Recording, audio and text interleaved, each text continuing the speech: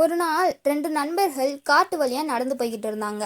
நடந்து போகும்போது ஒரு மரத்துல தேன்கூடு இருக்கிறத பார்த்தாங்க. அப்ப அங்க வந்த 2 பேரு அந்த மரத்து மேலே ஏறி தேன்கூட்ல இருந்து தேன் எடுத்துட்டு இருந்தாங்க. அதை பார்த்ததும் ஒரு நண்பர், ச்சே, தேனி எவ்வளோ கஷ்டப்பட்டு அந்த தேனை சேகரிக்குது. ஆனா அந்த மனுஷங்க அது எவ்வளோ சுலபமா திருடிடுறாங்க. இதை நினைச்சு அந்த தேனி எவ்வளோ வருத்தப்படும் அப்படின்னு சொன்னாரு. அதுக்கு இன்னொரு நண்பரோ, கண்டிப்பா அந்த தேனி வருத்தப்படாது. மனுஷங்களால அந்த தேனை மட்டும்தான் திருட முடியும்.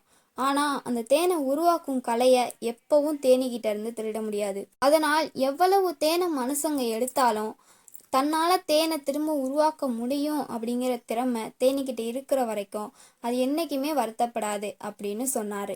இன்னைக்கு உங்க பணத்தையோ இல்ல உழைப்பையோ யார் வேணா உங்ககிட்ட இருந்து திருடலாம்.